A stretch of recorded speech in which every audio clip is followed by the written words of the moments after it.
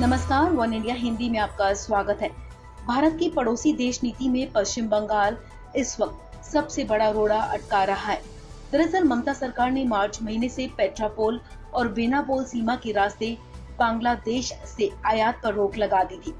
इस वजह से दोनों देशों के बीच द्विपक्षीय व्यापार समझौते को काफी खामियाजा भुगतना पड़ रहा है। अब बुधवार से बांग्लादेश ने भारतीय ट्रकों से सामान के निर्यात पर रोक लगा दी है, जिसके चलते सीमा पर सैकड़ों ट्रक फंसे हुए हैं और उनमें रखा सामान खराब हो रहा है। भारत से निर्यात का विरोध कर रहे बांग्लादेशी व्यापारियों का कहना है कि जब तक भारत बांग्लादेश से आयात की मंजूरी नहीं देता है, वो भारत से निर्यात की अनुमति नहीं देगा। दरअसल कोरोना वायरस संक्रमण के चलते लॉकडाउन के कारण पश्चिम बंगाल की पेट्रापोल सीमा से बांग्लादेश के साथ होने वाला सीमा व्यापार भी बंद था। पिछले दिनों केंद्र सरकार के आदेश के बाद निर्यात को अनुमति दी गई थी, लेकिन आयात पर पश्चिम बंगाल सरकार ने अभी भी रोक लगा रखी है, जिसके चलते बांग्लादेशी व्यापारी नाराज हैं और उन्होंने भारत से निर्यात पर रोक लगा दी है।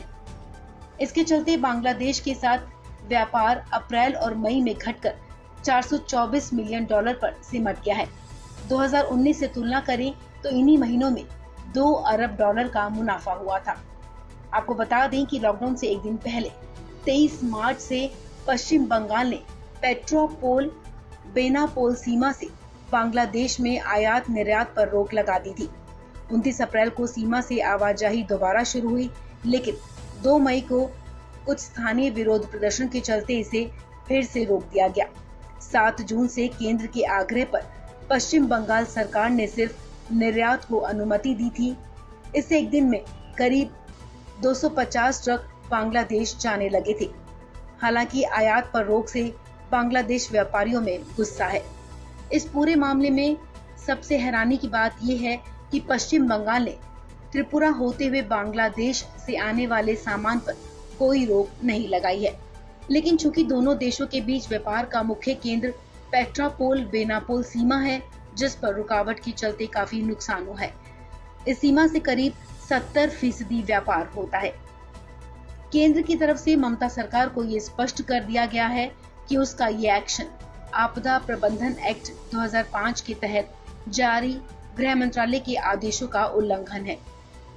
आपको बता दें कि कोविड-19 संकट के दौरान भी केंद्र और पश्चिम बंगाल सरकार के बीच तनातनी देखने को मिल चुकी है।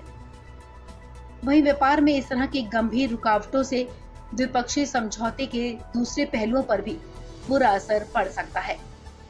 इस खबर में फिलहाल इतना ही। तमाम अपडेट्स के लिए आप बने रहिए वन इंडिया हिंदी के साथ।